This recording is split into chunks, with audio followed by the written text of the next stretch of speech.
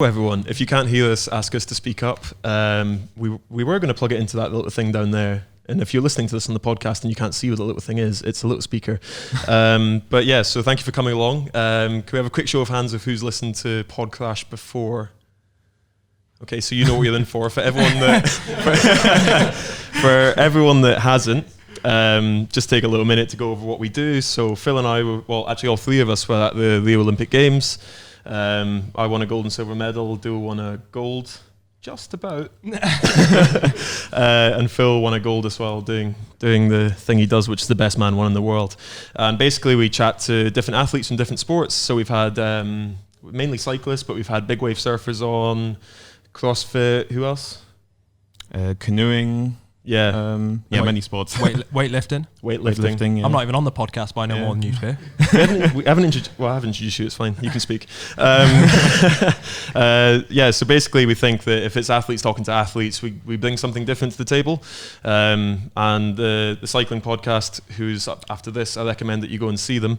But we're not in competition with them. That's very much an analytical breakdown kind of piece about, you know, what's happened in the day's events. We're not really like that, for better or worse. So first off, I have to do a quick bit of commercial stuff. Try not to laugh because I get really embarrassed every time I say it. So we're here for the whole week as a PodCrash pop-up. We're based just down by the Prince of Wales roundabout, the bridge where you go into the fan zone. If you pop down there, you can get a free coffee. So thanks to our partners, La Marzocco, North Star Roast, and also Temper, a mattress like no other. And if you put in cycling 100 to temper.co.uk, you can get £100 off a new Temper mattress. Wow. It's amazing. So yeah, let's kick off the podcast.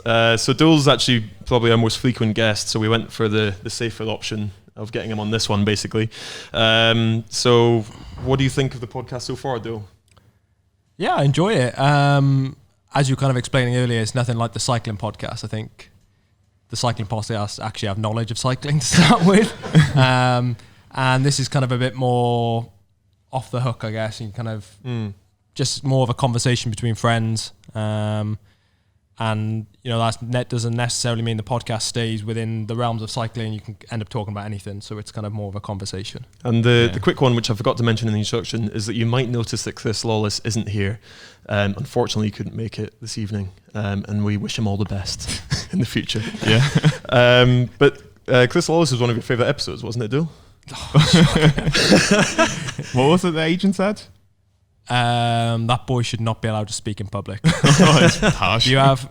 That's the thing with all good podcasts. You have some good episodes and some bad episodes. So where does Lawless's fit in that category? I don't know. Phil's the one who does all the numbers. He's actually had decent views, you know. Oh, yeah? Or listeners, yeah.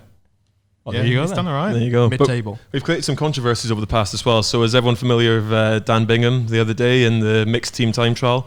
So he has some very differing views to a podcast that we did with you, Adam Blythe, and Chris Lawless about the use of Aero socks in the peloton. So I thought I'd just give you an opportunity now to clear that up. No, I think the quote was Dan Bingham said, "You are an idiot if you don't wear Aero socks in the peloton."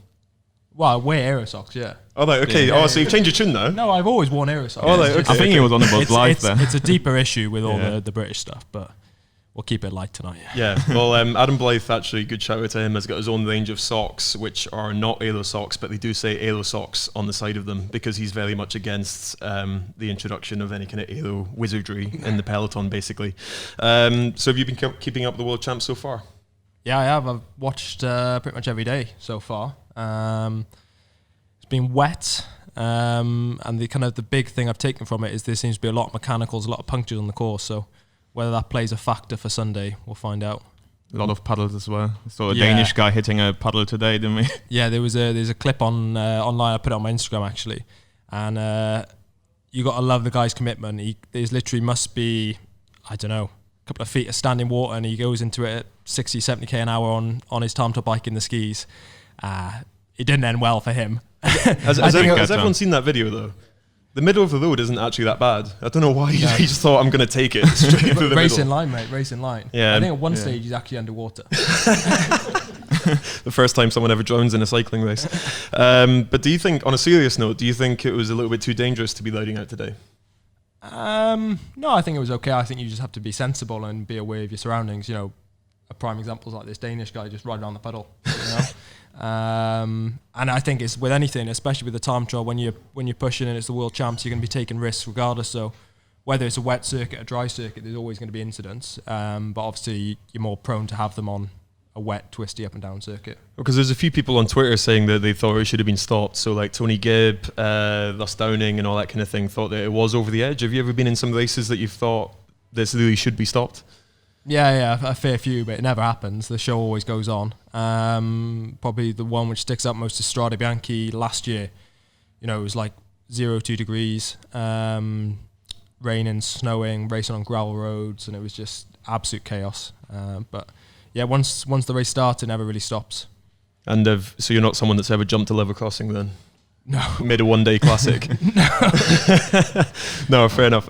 So I guess like before we move on to like what you've been up to recently, like what's your kind of memories of the World Championships? Because I think it's quite a special event, given that you get the under-23s and the younger age categories and the inclusion of para this year as well, kind of all being in the same boat together. Oh, for sure. I think that's one of the beauties of the Worlds, is that they incorporate all the categories. I remember my first ever World Championships was in Copenhagen in 2011, so the year Cav won, and it was the first year where they included the junior categories into the whole event. So that was pretty special. I still have memories of doing the time trial and traveling to the start on the Team Sky bus, because most of the time the national federations will lend, the pro teams will lend the national federations their buses, because obviously not every national federation or barely any have a big bus. So always with GB, it's Ineos and it used to be Sky would always lend the bus.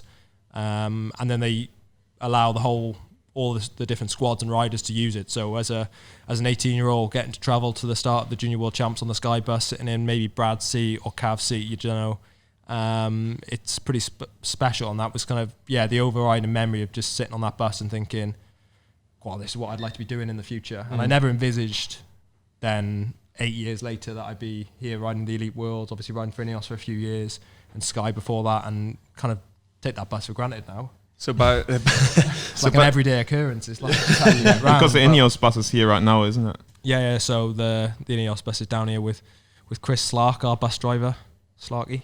Does he drive the bus anywhere? Yeah. So he drove. Has he ever driven it into a banner?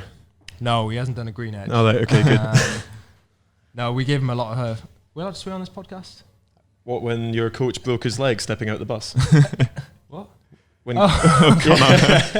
Yeah. So basically, an interesting kind of anecdote is that despite me and Phil being splinters, is that our physiologist for the Rio Olympic Games now coaches Owain Doull. So that's a massive transition for the coach. But the funnier story behind that is that in his first week working for Team Ineos, he was trying to take it super seriously. He stepped out the bus, went into a puddle, twisted his knee or ankle or something like that. Ankle, I think, yeah. And out of it for about a month or two after that. So not as good a driver as anyone thinks, maybe.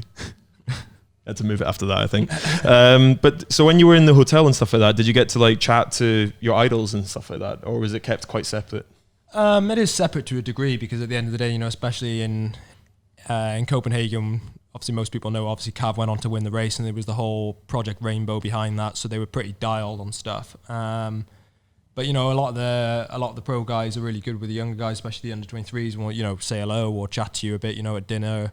And I think it's nice things like that. So when I go to the race hotel here, if I see one of the junior riders, I'll chat to him in the lift or say hello, ask how their race is going, because you remember those little things as a junior, and it's good to. It's just polite, I think, and it's a nice thing to do.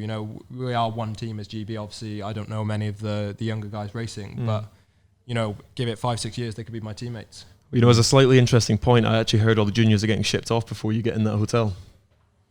This time around. No, I go into the hotel tonight. Oh, right, so you're the exception. Yeah. Oh, right, fair enough. That's good. And you've extended with Team Ineos quite recently as well. Yeah. So can you talk a little bit about why you choose to stay with the team? Because I'm sure you had other offers on the table, or maybe not. That would be embarrassing. But basically, what is it about Team Ineos, and why do you want to stay there? So I've just signed another 2 years, so it'll take me to 5 years with the team. And for me, it's the best setup. I think I get a lot of freedom in the classics and opportunities to be able to race and learn there. Obviously, on the Grand Tour side of things, it's slightly more difficult. It's taken me 3 years to get into my first Grand Tour, but also on the flip side of that, if you can make it into a Grand Tour team with Ineos, you have to work for it and fight for it in it. So yeah, going forward, I feel it's the best place for me. I've got really great support from my coach. I got on with him really well. The team are really supportive, and this year's been a big step up for me. So I just want to continue that progression, and it's made logical sense. I think we all know that you've kind of stepped up massively this year, winning. I can't pronounce this name of the classic. Did someone else say it? He didn't win it. No, I know. Podium. That's close enough. So Bruges, Kern. Okay, thank you guys. I'd say the cycling podcast will offer a much better standard of journalism in the next Zoom in the next hour. And then also you got your first ride in your Grand Tour. So what's been the key to you stepping up this year? I don't think it's one specific thing across this year. It's a few things. Obviously, although last year wasn't as good, I still put a lot of work in. So it meant I went into this season in a lot better shape. And just getting used to that consistent racing. Obviously, coming from a track background, especially the Rio Olympics, we'll all testify, you've only got to be good for one day.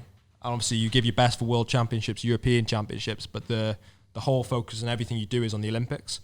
So on the track, you maybe race 3-4 times a year, and in that fourth year you have the games, and that's your pinnacle. Whereas on the road, you're racing 70, 80 days a year. I think, and this will be my 82nd race day on Sunday at the World Champs. And that's a lot. It's hard to make that switch of having to be ready to race and being at a good level all the time when you come from that background of really peaking and tapering.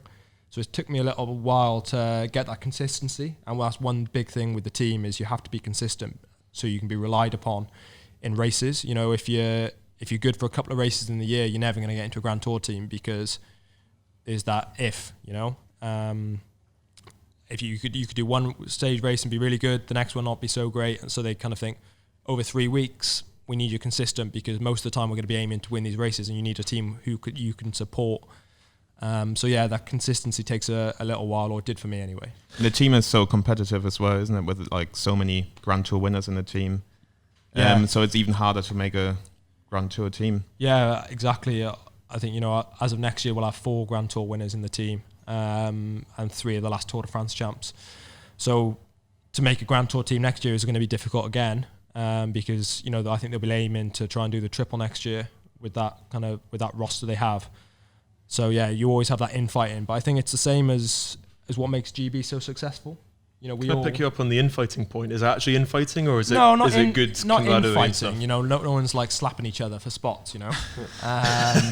But you know what I mean. It's the same as GB. That's why GB and Australia tend to dominate on the track, because they have such a great pool of riders. So you're always pushing. You never know you go into the Olympics till about 2 weeks before usually, because you're always fighting for those last few spots, and it just forces everyone to raise their game. You see a few more of the kind of maverick riders. You can't ever really imagine them being in it seems from the outside looking in anyway that Team Ineos is so structured and kind of strict almost. Is that something that you find quite an easy transition coming from the GB team, or do you understand why some riders kind of fail to make that transition? I'm thinking you can't really imagine, Peter Sagan riding to Watts up a hill. You know what I mean? Yeah, I agree, and I think that is one thing the track background gave me. It's that. It's that kind of focus and that numbers-based game and that professionalism from an early age. And I wouldn't say the team is strict. I'd say you have to buy in. I think once you kind of start buying in and matching, because you get all the support you need. There's no stone unturned. So once you start matching that commitment, then you start really seeing the results. And I think, you have to be a certain type of rider to be able to operate at that level all year round and commit just as much as the team will commit to you. But yeah, for me, like I said, this year's been really good, and the last year as well, so it's a good fit to stay. And just holding on to the team for next season as well, do you reckon we'll see a split strategy for doing that kind of treble, or do you think they'll split it up a little bit? No, I think they will. I've got no idea which way it will go. I wouldn't put any money on who will end up where, but I think for sure everyone's gonna, at least Froome, Bernal, and G will all want to do the tour. But yeah, that's Dave's job, not mine. And you said, we asked you in a previous podcast about who do you aspire to be like within the team, and you always said Luke Rowe, I guess, as being someone that you want to be. You want to be the captain of the team, someone who's calling the shots, someone who gets disqualified after having fights with other riders. Is that still an ambition of yours? Is that where you see yourself settling into that team? Yeah, for sure. I think I've been looking up to Rowie for a long time. He's from Cardiff. I'm from Cardiff. Is that what makes it? Is it? Well, no. I'm just saying. I think my parents' house and his parents' house are within a mile of each other. So I grew up. I think I'm 4 or 5 years younger than Rowie. So always kind of looking up to him, even from a young age when I first started. 13, 14. His dad used to coach me, and that's kind of continued through. Getting an academy, seeing what he'd done, made his transition, and then same with the team now. I think he's one of the most valuable riders in the world. Obviously races the classics full gas, and he's had some great results in that, and he's knocking on the door every year, and then makes that transition across into almost like your MVP in the tour team. Obviously plays that road captain role. And yeah, that's the kind of role and the structure to my year I'd like to kind of do. That's an interesting point to dive into, because I think a lot of people, watching cycling for the first time kind of don't understand it's a proper team event. And for you to aspire to be someone who's not taking the glory, I guess, one of the proper domestiques, hard workers kind of thing, that seems like quite an unusual ambition. Do you feel like, I don't want to be too harsh, but do you feel as if you're selling yourself short, saying that you don't want to be someone like a Chris Froome or Bernal or something like that? I don't think I can go uphill that well. No, it's getting that balance, I think. I don't want to be a full domestique to the sense that I do it all year round. I enjoy racing bikes and I enjoy trying to win races. But that's kind of the beauty of having the classics, is your kind of time in that beginning of the year where you can focus on the races which you care about and you want to do well in, and then making that transition. And to be honest, I get a lot of enjoyment out of helping other lads win bike races. I did the Tour de Suisse with Egan before he went on to win the Tour, and I can never win the Tour de Suisse, but I can help someone else win. And, when you pull in, like me and Rowie pulled the two of us for, I think it was 200k, just the two of us when Egan had the jersey in. And then Egan goes on to win the stage that day. It's like days like that are hard to describe. It's almost as close as you can get to like a team event on the track, everyone plays their parts. Yeah. Okay. Do you feel quite a lot of pressure helping Egan, like in a stage race or something? No, or do you feel like you just have to ride on the front and do my job? Generally in road racing, I feel no pressure whatsoever. I think, and you boys can testify to this, probably to the more extreme extent. Once you've done an Olympic final and you've been training for something for 4 years and your event's less than 4 minutes, you can't make any mistakes. Otherwise, it's been a waste. And that's even more extreme for you guys, in the extent where your event was 42, 43 seconds, something like that. Phil's was only 17. Yeah, exactly. Phil's was 17 seconds. 4 years for 17 seconds. So you can't make any mistakes. No, so you have to get it right in 17 seconds. So one mistake and we lose the race. So when you have a race which is 7 hours, you can make a few mistakes. And what is it that brings that pressure down? Is it the fact that you've got a race the week after, the week after, the week after? Because obviously, if Phil's got 4 years to train for 17 seconds, that's a lot of pressure. I mentally, you can't have that intensity all the time. I think the big thing about the games is the build-up, isn't it? And that kind of, once you've done it, you've done it. Whereas on the road, I guess you're racing 70, 80 days a year, so it's kind of going from one to the next to the next. And for me anyway, I don't find it, I don't get too stressed about this kind of stuff. What about when you're the race lead though? Like in the classics and things like that, when you're given that opportunity to kind of take the team on? Yeah, there's more pressure, I guess. But I wouldn't particularly say I get nervous. Again, I don't feel you can get super nervous for a 5-6 hour event, because there's no point stressing about it, because anything could happen. You could crash in the first K and break your collarbone. Okay, yeah. And let's talk about one of the major events for the year for you, which is the Vuelta Espana. So tell us how it felt to get that call up to your first Grand Tour in one of the most successful teams that the world's ever seen. Yeah, so it was the plan from pretty much the start of the year to be riding it, and that was kind of what I structured my whole second half of the year around after the classics. So I knew for a little while that I was probably going to be doing it, and yeah, I was just proud, to be honest. Was probably the overriding factor. It's not an easy thing getting into a Grand Tour team when you're not specifically a climber in this team. It's good that we're given a bit more notice, because we've been out for dinner and drinks before, and you'd be like, oh, I might get the call up to do the Giro d'Italia tomorrow or something like that, and then you have to pack your bags and go. Like, how do you manage to deal with that last minute call up? Yeah, I've got better at it. I think that's one thing you have to adjust to with professional cycling, especially when you're younger in the team. You're just getting called left, right, and centre for races, and it comes back to that track background of being really anal about stuff and just, this is your day. Before the games, probably similar to me. We had programs, and you knew almost a year in advance what you were doing every single day, and then you were to racing on the road, and you can be thrown left, right, and centre. I remember my first year, I started in Australia, got appendicitis there, appendix burst, flew home. Then I got thrown into a race in Abu Dhabi, all the classics. And then I was supposed to just do the Cobble Classics. Then all of a sudden the team said, you've gone okay in these races. We want you to do the Ardennes Classics. We did those as well. I was going to do Liège. And then the team said, we need you to go to Romandy now. So I went straight from there to Romandy. Finished that. The team said, you're doing a great job. Just have a week off, recover, get through it. Last day of my break, flying back to Nice, get a phone call.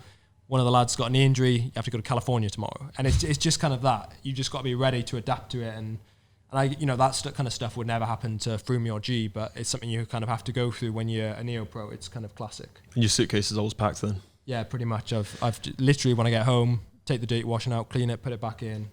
You sound like it's going through a pregnancy or something like that. It's like a go bag ready to go. So the obviously the setup for Team Ineos for the Vuelta was to have like dual leadership between Pauls and Theo. And then by the time we got to stage 2, that quite quickly became not an option, I guess. So they lost about 10 minutes in the GC. So what was it like coming back to that bus for your first Grand Tour? And there's probably a few other new faces in there as well, like inexperienced faces. How did it feel, kind of knowing that basically the thing that you set out to achieve was off the cards from stage 2 onwards? I wouldn't say we went in with a huge expectation of GC for that. It was, we'll play it week by week, day by day, and see how it went. And obviously it didn't go very well very early. But it wasn't. The team's heads were down. We went into the race thinking this would be a bonus, but more with the expectation that everyone would be going for stage wins and having their own opportunities. And it was almost a perfect first Grand Tour for me, because the team said from the off, there's no pressure, there's no expectation. We just want to bring you here for the future to develop, to learn, and just when we need you, do your job well, and when we don't, take it as easy as possible. So once we didn't even have those GC guys to look after, then my life became a lot easier and. It was good. Because the first 2 weeks you were telling me you were actually trying to save yourself a bit because you were expecting to like have a big come down in the third week or like have a massive form drop. Yeah, because obviously I've never done a Grand Tour before, so you're kind of going into the unknown. So, I didn't, a lot of people have said, they'll always have a bad day in a Grand Tour and one day will be super hard or one day will be manic. And I spoke to a lot of guys and said, if you always save as much as you can. So for the first 9 days, I kind of just rode within myself, actually, and which worked well, because then for the second and the third week, I probably felt better than I did actually in the first week. So it seemed like the Vuelta, well, it seems in comparison to the Tour, it wasn't actually that chaotic, but it was quite chaotic for like a standard Grand Tour. Did you feel like the Movistar influence of the team collapsing and everyone kind of fighting for position and stuff like that kind of played into that unpredictability a bit? Yeah, It's hard for me to say because obviously I've never done a Grand Tour, so I can't compare it to anything else. But a lot of guys always said the Vuelta is one of the most unpredictable races. It can get turned on its head like that. I think a key example was I think stage 17 with the crosswinds. Should have been a straightforward transitional day, 220k, getting from A to B, and it turned out to be the hardest day of the Vuelta for everyone. Well, let's delve into stage 17. So 220k, the longest stage, pretty much. Yeah, longest day of the race. An average speed of 50k an hour and a breakaway in the first 5k. Yeah, literally went from the car. Which you found yourself in. Yeah. Yeah. Lucky. I wouldn't say it was a breakaway. It's more like a front group. I think everyone wanted to be in that front. And I guess that, for me, it's one advantage not being a climber, more being a classics rider, that when you're lining up on the start line and maybe 70% of the guys are climbers and you've got crosswinds, you're at an advantage straight away. But yeah, it was just a manic day. I think we averaged over 50k an hour for the 220k, and it wasn't flat. I think we had 2,500 meters of climbing in the stage as well. So we were moving all day, and it's one of those days whether you're in the front or the last group, everyone was working as hard as each other just to get to the finish. Because he knew it was going to be a hard day because he saw other teams warming up on the rollers and stuff like this, and everyone was a bit nervous. That's the thing with pro cycling nowadays. Everyone's so professional and so on it with weather reports, Google Maps, everything. There's no surprises. If there's wind from the start, every man and his dog knows that. Even like the commentators and the spectators, people are tuning in to watch it specifically. So yeah, a good grid start that day helped. And I want to pull on one of the few bits of controversy from the Vuelta, because I love controversy. So in stage 19, you gave Movistar a bit of a slagging off. Can you tell us more about that? Yeah, it was, I don't know if anyone saw it, but should have been, again, pretty straightforward day, but there was crosswinds. There was a big crash maybe 50, 60k from the finish, which majority of a lot of jumbo went down. And then maybe 2-3k after that, Movistar decided to put the hammer down. And I think, someone asked me after the finish, and in my eyes, it's not the right thing to do. I think if you've already committed to that effort and or the crash has happened because you're fighting for position or it's already going and then there's a crash, that's fair enough. Like, the race is on. But the race wasn't on at that stage. And they were trying to exploit someone else's incident. And they were hammering it, and then the UCI actually made the decision for some reason, which is against the rules, to allow everyone who'd crashed to come back in the cars. So as soon as Movistar heard that they knew everyone would be coming back, probably for less energy than they were putting in trying to smash the race, they stopped. It was not the easiest this day, but like just classic Vuelta, something's happening every day. Have you made amends? I don't know any of the Movistar boys. Oh, right, okay, fair enough. I don't speak Spanish either, so. Yeah. So what, like, on the flexion, what's your overall like experience of the Vuelta? So obviously, like, in terms of heat, distance, climbing, it was probably one of the toughest races that the Vuelta's ever seen. Yeah, I seen a stat the other day in the last 20 Grand Tours. This Vuelta this year was the hardest in terms of overall climbing meters, which is afterwards is something which is quite nice. But beforehand, if you told me that, I wouldn't have been a happy man.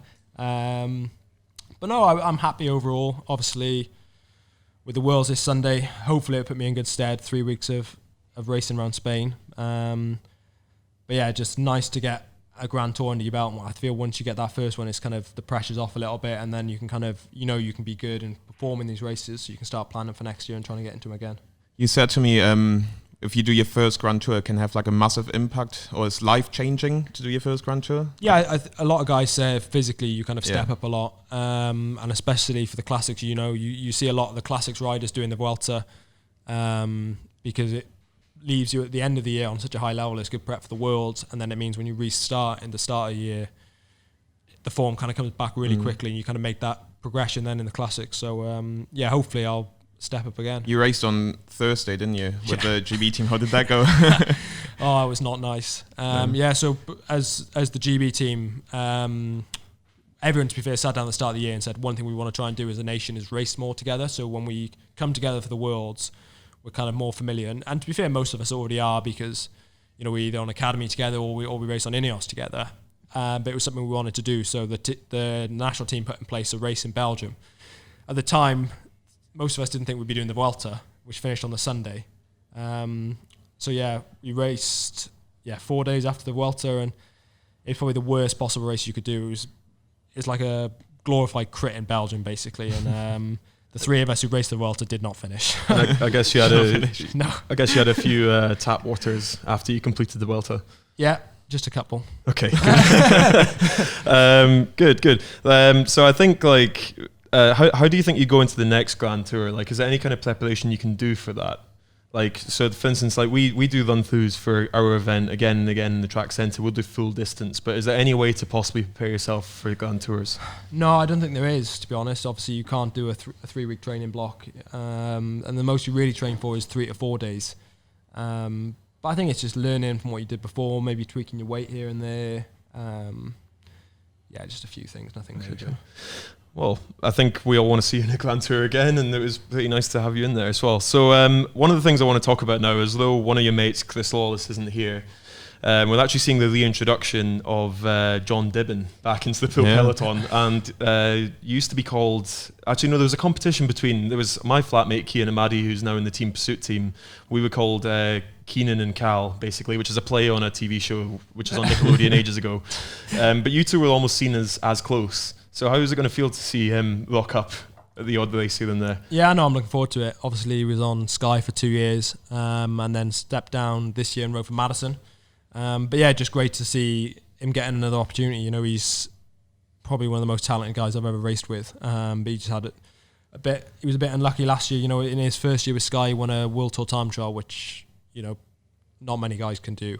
So yeah, it's great that Lotto have kind of seen that talent and decided to give him an opportunity to step back up, and I'm sure he'll make the most of it. Cool. And so touching on the event that we're here for, the World Championships, how are you feeling, and what's your predictions looking into the event on Sunday? Yeah, I'm looking forward to it. Judging by the last couple of days, it's going to be wet. I think that's an inevitability. But But no, I'm really looking forward to it. I think for me, it's going to be my last race of the year before I start my off season. So it's a nice opportunity just to kind of get everything I have left for this year out on the road. Obviously, we haven't got a full allocation of riders. We missed out on having a full team of 8, and we missed out on it by not much at all. So we only have 6. But who's actually in the team? We have a pretty classy 6, to be honest. So obviously, except sounds me, like an Anchorman quote. Pretty classy 6. So obviously got G, Adam Yates, myself, Swifty, who will be our team leader, reigning national champ, Ian Stannard, Yogi, and Theo Gegenhardt. Okay, cool. So you're fully riding for Swifty? Yeah, Swifty will be our main man. You know, he's got pedigree in the World Champs before. He was 5th in Bergen on a similar-ish course. Obviously been a 2-time, twice on the podium at Milan San Remo, so you know he can handle the distance.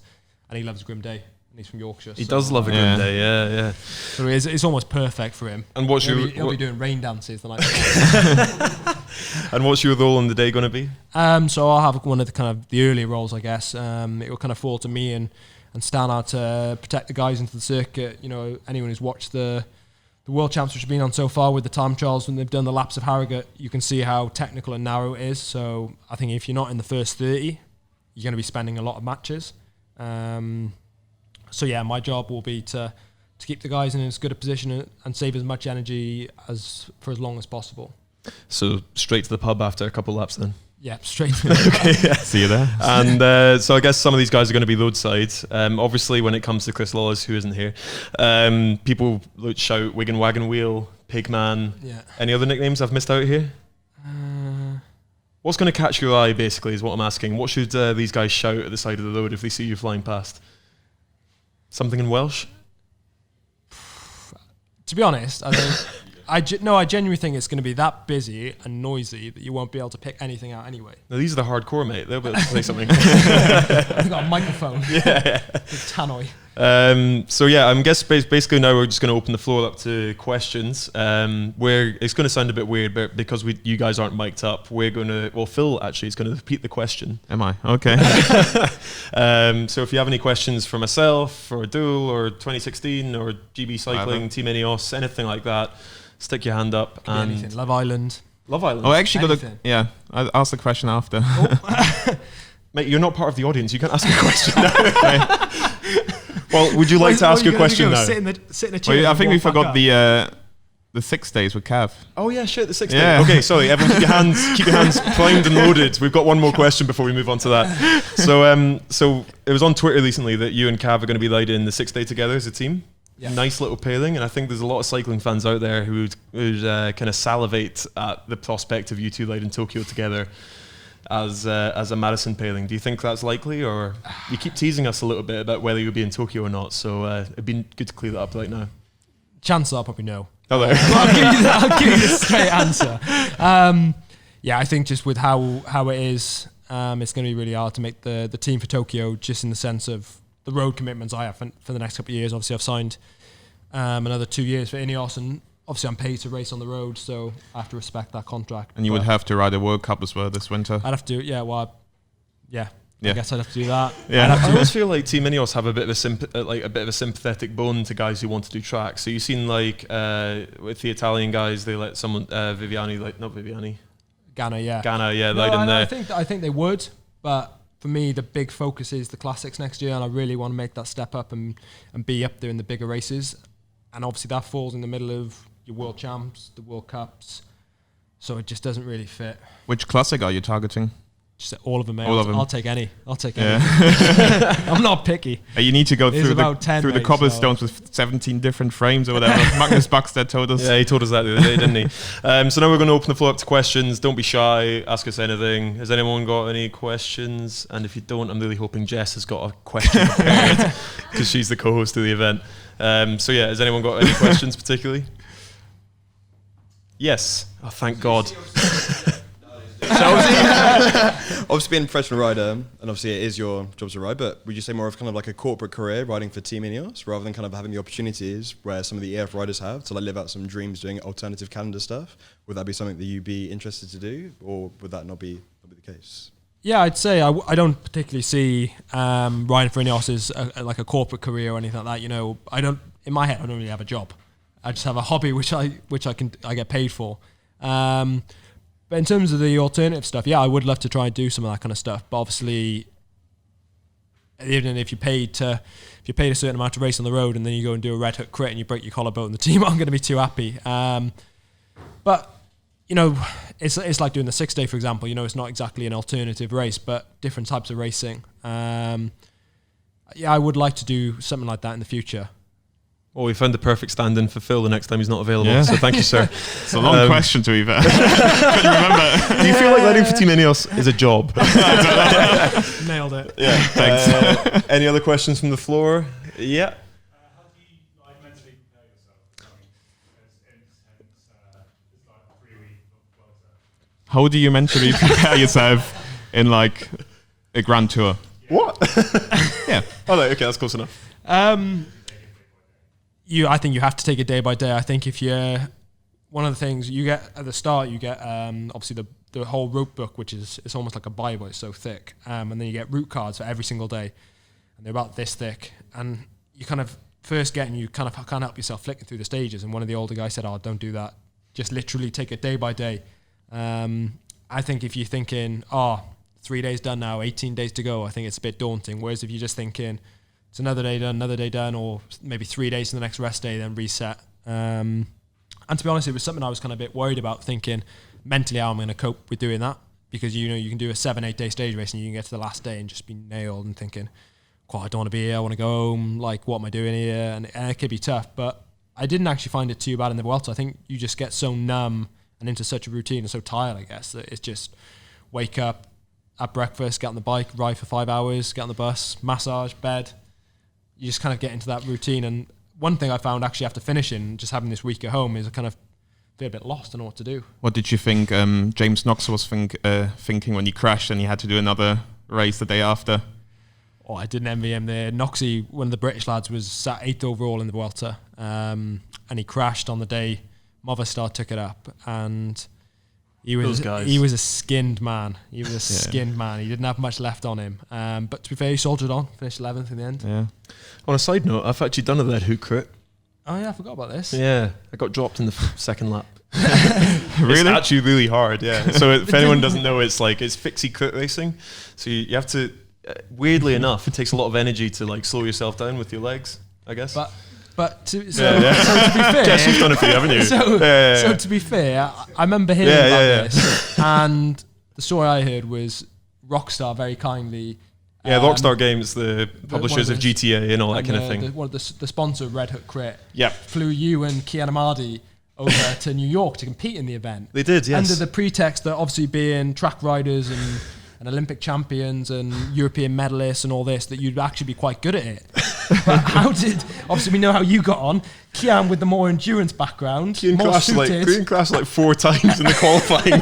He crashed in the start. Honestly, I felt so embarrassed because they were like, they did this whole promotion and they're like, can you speak to the New York Times? Can you speak to like Washington Post and all this kind of stuff? I was like, yeah. And they're like, oh, how are you feeling about the Red Hook Crit? And I was like, be easy. It'll be fine. And then I show up and then all of a sudden, like the boss of Rockstar Games, like one of the 2 brothers who founded it, is in the hospitality zone at the end. And I'm just standing there with a beer and a jeans and a t-shirt. And he's like, what the fuck are you doing here? Like, sorry. I've really enjoyed the hospitality though. So yeah, let's go for 2 more questions if we have 2 more questions. Yeah, sure. We're hearing a lot about nutrition being really important. How much impact does it have on your performance, and how controlled is your diet when you're... That was a question for Phil, I think. The Cocoa Pop Master.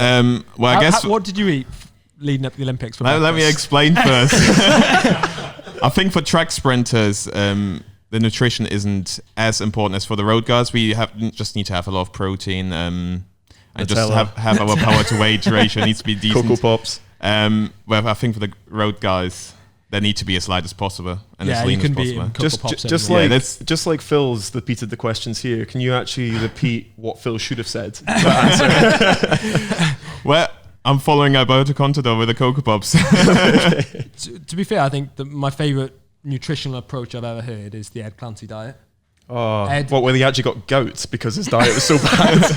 No one's had that since the Victorian era. I don't know what he's doing. Ed knows what he wants. He knows what he sticks to, and he's always bumping heads with the GB nutritionist. They're trying to get him to do a different diet, try this, but he knows what wins him Olympic Games, and that is Coke, Pringles, and dairy milk. That's if you ever watch the London Olympics, the Omnium, over the 2-day event, if you happen to peek into the track and you could see Ed in the track centre, those are the only things he'd be eating. Not gels, not rice cakes, just those. And he actually turns up to every single track session with 2 liters of Coke and drinks it. This is the secret. That's like 3 times. Yeah. 4 or 5. Let's go to a professional rider. What do you have? On the road side of stuff, no, you can't get away with that. And yeah, the diet is very controlled, and especially for the Grand Tour stuff, when you're looking for those little 1%ers, and every small thing can make a big difference. We're really fortunate again with Ineos that we have a whole kitchen truck, so it travels from stage to stage with us, and it's basically a truck which kind of expands out, and inside we have a dining room. The chefs can cook in there, and everything's plated out. If you want, they can plate it out to exactly the right amount of carbs and protein for you, or you can just freestyle it. I go for the freestyle option. So how does that feel a little bit? So like, I always think that if I was at the Olympic Games and I said to the Swan Year, I mean, this sounds a bit prima donna-ish, but stick with me. If I said to the Swan Year, like, I need a packet of Haribo or McDonald's, otherwise I won't win the Olympic medal. Like, you should kind of have it because you know your body best yourself.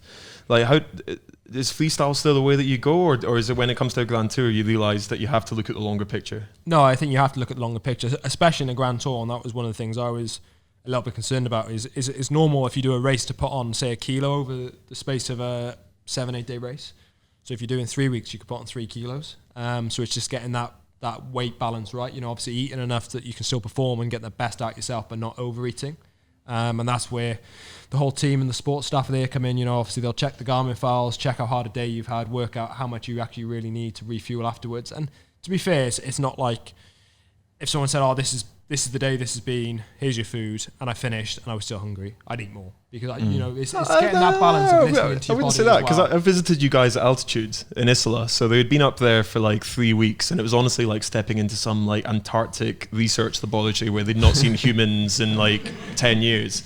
And I see like a few of you guys like taking like a single oat out of the scale and putting it back in the packet because you're like, oh, that's a bit over. It wasn't that extreme. No, I think it's different again with training. You know, obviously, to lose weight, you have to be in a calorie deficit, so you have to underfuel to an extent. But that's a good tip for you, Phil. There you go. Yeah, thanks. I don't need to be in a calorie deficit. I don't think you've ever been in a calorie deficit.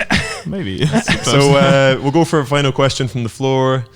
Yeah, sure. Oh, we might have 2 actually. Yeah, okay, on you go. So Phil will just repeat the question. So, do you get flashbacks of the final up in the Team Pursuit in Rio? Oh, that's a great question. I get flashbacks. I don't know how you dealt with that stress. I was looking at that on the TV thinking, oh my God. I can't actually remember, to be honest. But tell you what prepared me for that was, do you remember we had the European champs in Guadeloupe? Maybe in the Caribbean, by the way. Yeah. Yeah, makes perfect. It's a French territory, so Makes that's how they got sense. it.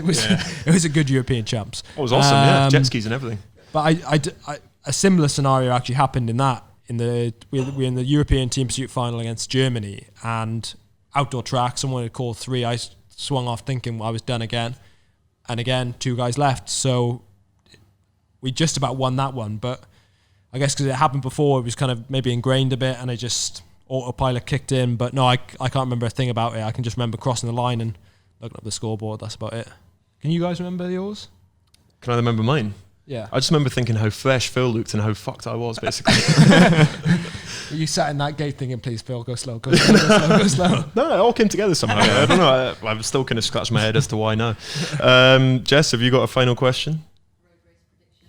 Ooh. Road race predictions, Stuart? Thank you, Philip. That was very proficient. He's getting the hang of it now, isn't he? He's so I'm well prepared trained. now. He's better at the shorter ones as well, isn't he? Do you want to go first, Phil? I have to go Swifty. Swifty. Yeah. And women's prediction? Women's prediction. You go first. No, I'd like to see Lizzie win. I think that'd be awesome to Yeah. like win a home, like actually home world championships, like Yorkshire Girl, Yorkshire Race. That would be awesome. To be fair, I think if Swifty makes a top 5, I think that would be a huge achievement. You were saying he's going to win a second ago. Yeah. Yeah, so who's your pick for the It's win too much now? pressure, Give isn't him it? another 2 seconds. He's going to be in the top 10. Can we get Richard Moore in for a second? And you'll tell us who's actually going to No, I think, for the women's, I think hopefully Lizzie does really well. I think it's a good course for her. And from what I've heard, she's kind of built a whole year around this. I think Voss is going to be really good as well. And the Dutch team in general. So either a Dutch rider or Lizzie. And then, in the men's is, again, another really open one. I think the course, how it is and the nature of it, it could be so hard that it could favour someone like Valverde. It wouldn't surprise him if he won again. But it might not be hard enough for him in terms of, climbing and how it's raced that someone like Sagan could win. But I think it falls Bob in the middle for someone like Alaphilippe, to be honest. I think he's going to be really good there. Swifty, I think, will also be really good. Similar to Lizzie, he's tailored most of the second half of his year around being good for this day. So I got full confidence in him. What as well. about Van der Poel? Van der Poel, that's another one, I think him. But I think the guy who's going to win is Gilbert. I couldn't agree more. Unless there's any final burning questions. No, so we're going to wrap up this podcast. Thank you very much to Owain Doull coming on. I'm just going to do a quick commercial bit before we hopefully get a round of applause. So this way everyone gets to laugh at me again. So we have a World Championships pop-up, which is down by the Prince of Wales roundabout. So you can pop down any time and get a free coffee and chat to Philip Hines. So the coffee's provided by North Star. Those two are based in Leeds, and the coffee machine is provided by La Marzocco, which Phil has at home and thinks is wonderful. It's great, yeah. Yeah, good. Buy one. And I'd also like to say that you can, one of our main partners is Temper. So if you enter Cycling 100 into www.temper.co.uk, you can get £100 off a new mattress. Wow. So that concludes the podcast. So thank you very much, everyone, for coming down. This is the first time we've ever done a kind of live podcast. We might do a few more in the future. So thank you very much. Thanks.